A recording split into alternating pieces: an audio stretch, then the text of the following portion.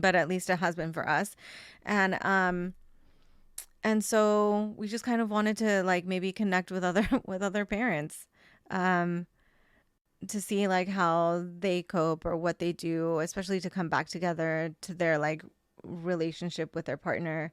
um yeah, so for us, like I remember, um it must have been like when Kai was around 3 months old. I don't, it was probably like beginning of November, end of October.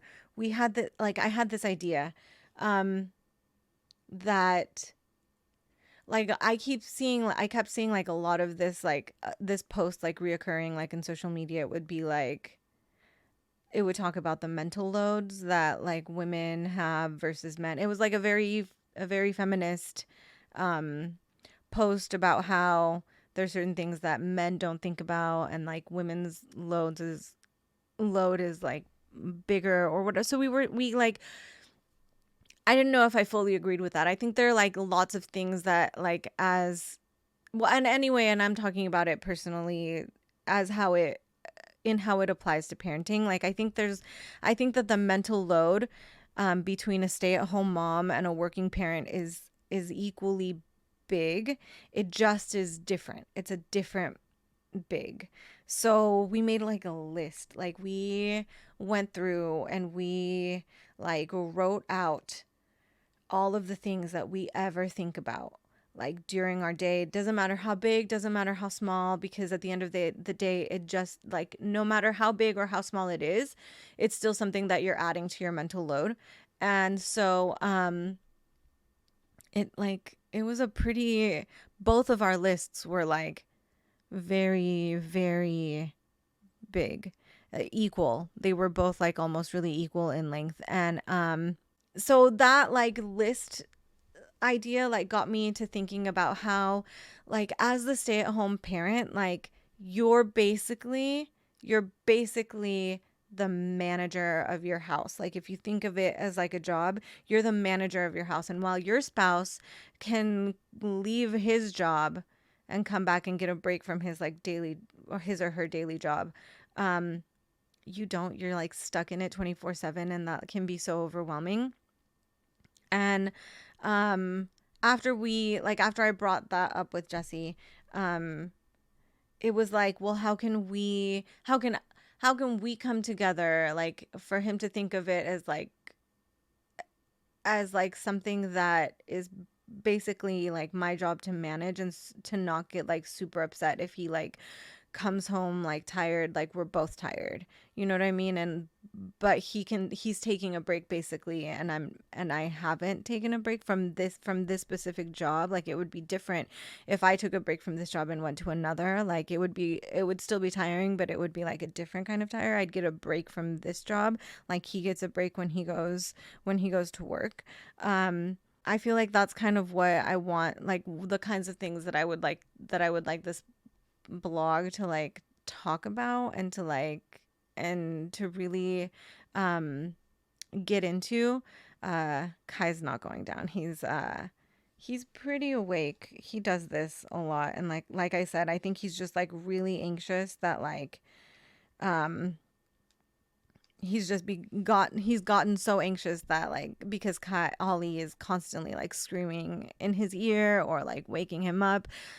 On a good day with Ollie here, Kai sleeps maybe like 10 minutes, and then he like wakes up either on his own or he's woken up by Ollie. And it's just, I think his body's just like, it's time to wake up now. Like something's gonna happen. If I don't wake up, like I'm gonna get woken up by screaming, and I'd rather just wake up myself. I don't know. Um, but yeah, so he's still doing that. I don't know how long he's gonna be, so this should be fun.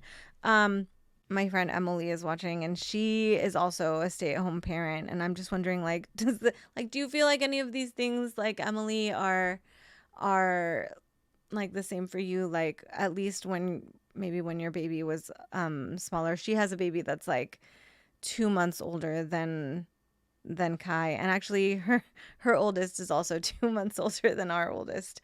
Don't know how it just turned out that way.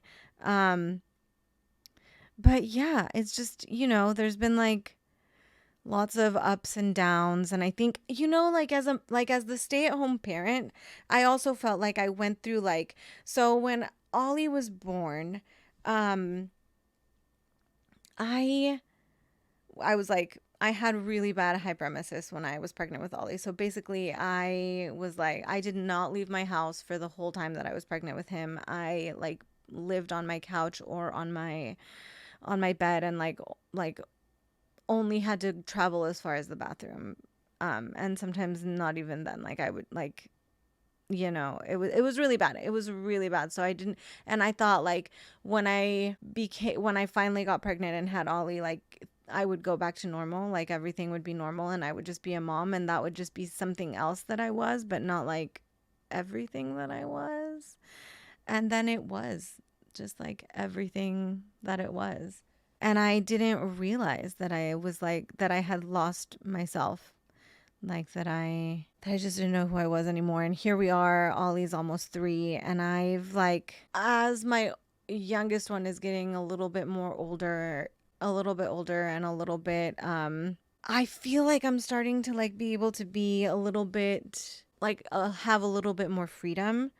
Like I can put him on the floor, and as long as like for like a good maybe 20 minutes he's fine. And then, like I play with him and everything, but like if I just really need a break, I could just put him on the floor for like 20 minutes and he'd be probably fine. My pregnancies were like, both my pregnancies were just completely horrifying.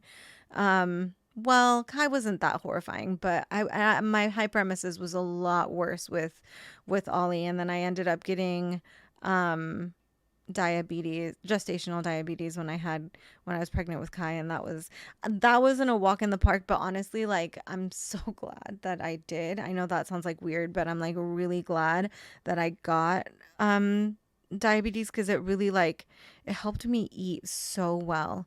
Like it helped me, like actually once I started eating a lot better, and I feel like I had to eat. Like it was so crazy. Like when you tell me like, yeah, you have to drink water, blah blah blah blah blah, and you have to eat like healthy foods and whatever. Like it's just me, and I'm like, sometimes you know what? I'm going to eat chocolate. Oh, you couldn't hear me. No. Yeah, he's not even close to sleeping for me. Ah.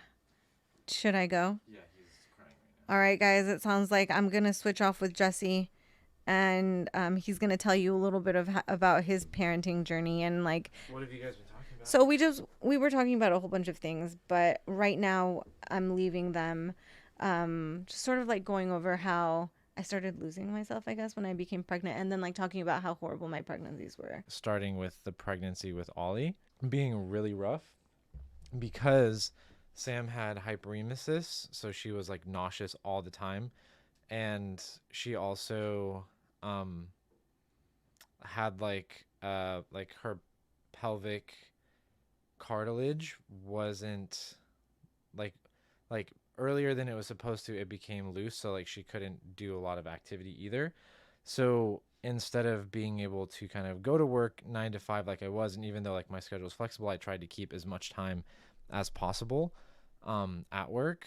I had to be home a lot more, um, and that was before I really had like a flow. I mean, way before COVID, so 2018, and like before I had a flow with like working from home. So at that point in time, I was purchasing a chiropractic practice with a friend and colleague, and at that time a client. And it was really hard to manage the businesses I had already started and managing those projects and clients with like going through all the legal and transition stuff of purchasing a practice, and like managing having to take more care of Sam. Like, so I had to be home a lot more, specifically for like meals and making sure that she was getting enough so that like we could keep her nausea at bay. Um, and and also like she really couldn't move that much, so it was like making sure she got fluids and like maintaining the schedules. And so I think like it's kind of one of those things where if I had to work a normal like 9 to 5 job, she might have been able to survive without me, but she might have ended up in the hospital more, doing like IV stuff, um, and like getting in like getting fluids and nutrients because she wasn't able to keep anything down. So I feel like the pregnancy was obviously hard for her physically and because of that mentally, but for me it was more of like a stress level thing. Like I was juggling a lot of different a lot of different balls that I didn't normally have to juggle all at once. And I feel like honestly that just now started slowing down because like that process took part during like her pregnancy with Ollie, and then afterwards like it was like we had a lot of support and help with Ollie, so I was able to do more. But then like through that transition, I feel like I'm just now catching up with like making sure all of my other businesses are okay.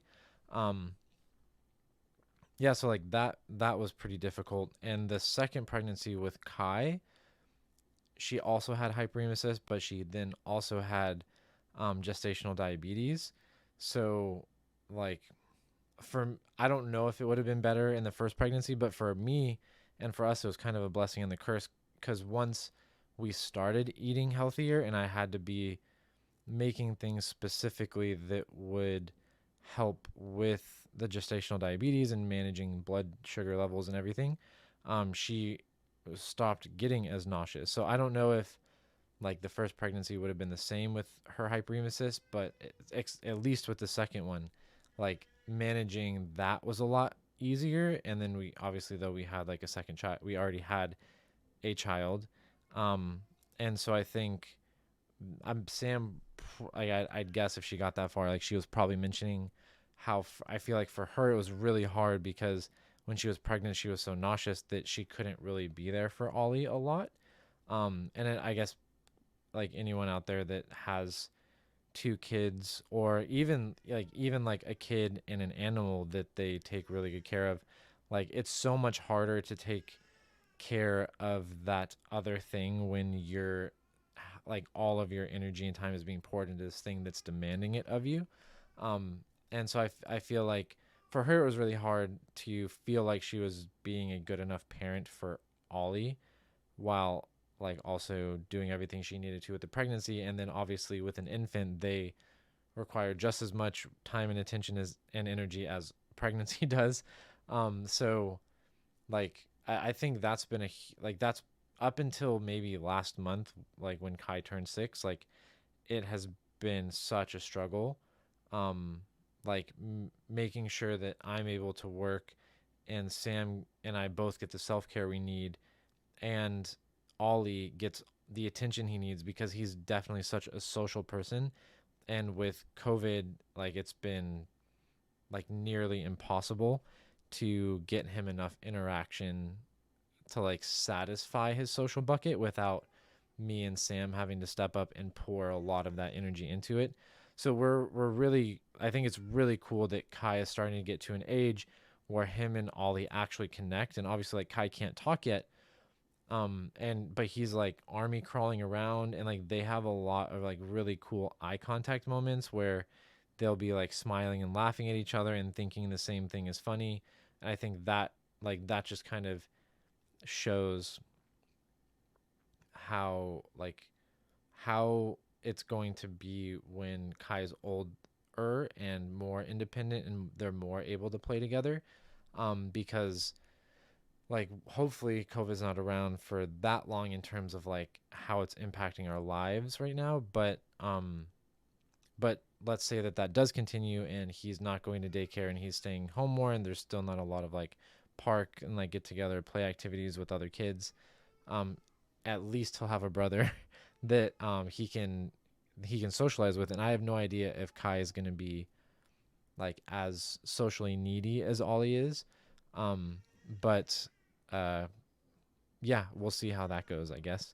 I hope that Kai enjoys his time with Ollie. I do think, even though like it's hard to like say for sure, I do think that Kai misses Ollie, like misses his presence, even though like he's running around screaming, waking him up all the time. I think somehow he misses that energy.